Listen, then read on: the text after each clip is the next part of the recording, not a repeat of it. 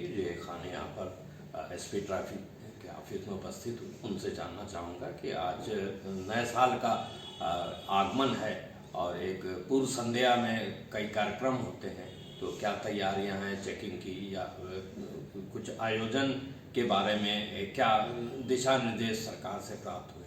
Sir, बहुत बहुत स्वागत है आपका। और मैं जानना चाहूँगा कि 9 वर्ष की पूर्व संध्या पे आज खासतौर से युवा वर्ग बहुत रैश ड्राइविंग करता है और कुछ रेस और कुछ स्टंट इस टाइप की जो है कुछ एक्टिविटीज़ होती, क्या उनके लिए दिशा निर्देश आप लोग ने रणनीति तैयार करी? देखिए, सबसे पहले तो आज वर्ष 2020 का अंतिम दिन है, कल से नया वर्ष शुरू होने वाला है। तो मैं सबसे पहले तो आपके माध्यम से पूरे कानपुर शहर वासियों को 2021 की पहले दिन की कल की हार्दिक शुभकामनाएं देता हूं। आज लास्ट दिन है तो पारंपरिक रूप से जैसा कि आप भी जानते हैं कि कुछ युवा लोग होते हैं, वैसे भी लोग होते हैं, कार्यक्रमों का आयोजन होता है। उसमें अति उत्साही जो लड़के होते हैं, कहीं रेस रफ ड्राइविंग होती है, ओवर स्पीड होता है, ओवरलोडिंग होता है और ड्रिंक्स की भी शिकायतें आती हैं। तो वैसे तो मैं बता दूं कि कोविड के चलते गवर्नमेंट की तरफ से किसी तरह के आयोजन को पब्लिकली मना किया गया है, लेकिन फिर भी हमारी ड्यूटियां लगातार जारी हैं। गत वर्षों की तरह इस बार भी हमने ट्रैफिक की जो चौराहों की ड्यूटी है और कट्स की ड्यूटी है, वहाँ हमने स्पेशली लगा रखे हैं पूरे कंपोनेंट ट्रैफिक के, इस बात को देखने के लिए कि कोई व्यक्ति ओवर स्पीड में कहीं कोई वाहन से दुर्घटना ना होने पाए, यातायात में कोई दिक्कत ना होने पाए कोई। और बाकी जो सिविल पुलिस है वो शांति व्यवस्था और इस तरह की गतिविधियों पर भी नज़र रख रही है। लेकिन क्योंकि मेरा काम सीधा ट्रैफिक से जुड़ा हुआ है, तो हमारा जो फोकस है वो इस बात पर है कि इस दौरान पूरे रात्रि 12 बजे तक या कभी भी आज शाम से लेकर के यातायात संबंधी कोई दिक्कत ना आने पाए, लोग सड़कों पर किसी तरह की कोई ऐसी गतिविधि में ना करें जो आपत्तिजनक हो और जो उनके स्वयं के लिए और अन्य लोगों के लिए कष्टकारक हो। तो वो व्यवस्था हम पूरी कर रहे हैं। आने वाले नए साल में आपका भी हम अभिनंदन कर रहे हैं, नए वर्ष की हार्दिक शुभकामना आपको भी।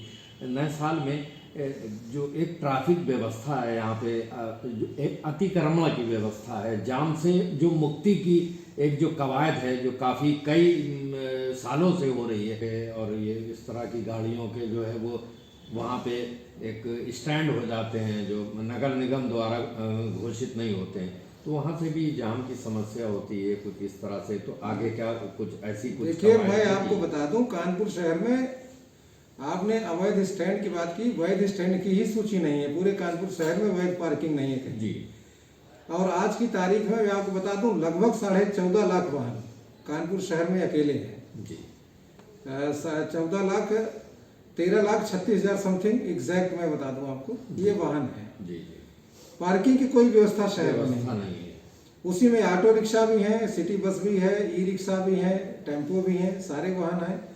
तो सड़कों पर जहाँ तक है, आप चौराहों के आसपास तो 70 मीटर की दूरी ट्रैफिक नियम के अनुसार है कि चौराहों के 70 मीटर के चारों तरफ कोई वाहन ना हो।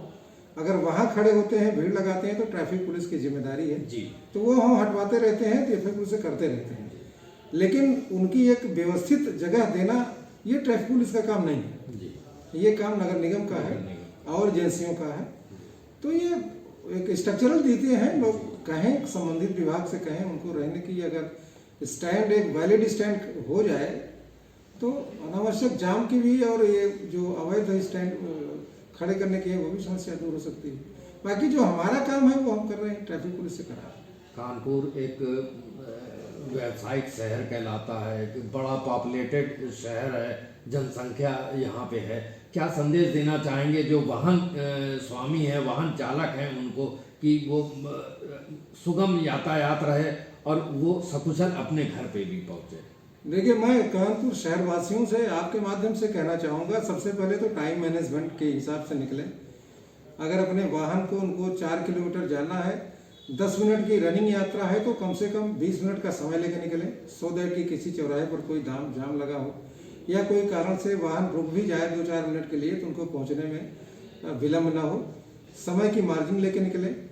वाहन का फिटनेस लेके निकलें, अपने बाएं से चलें, डीएल अपने साथ में रखें, हेलमेट अपने साथ में रखें, सीट बेल्ट लगा के चलें।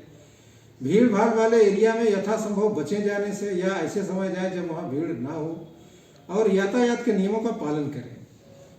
तो ये इन चीज़ों पर अगर ध्यान रखेंगे तो स्वयं भी सुरक्षित रहेंगे और दूसरे लोगों को भी सुरक्षित रखेंगे, सिस्टम को भी आसानी होगी उन्हें रेगुलेट करने में, और ओवरऑल जब सब कुछ ठीक रहेगा तो एक बेहतर ट्रैफिक व्यवस्था सबको दिखेगी। मैं अपेक्षा यही करूँगा कानपुर के सभी सम्मानित शहरियों से। बहुत बहुत धन्यवाद सर। Thank you.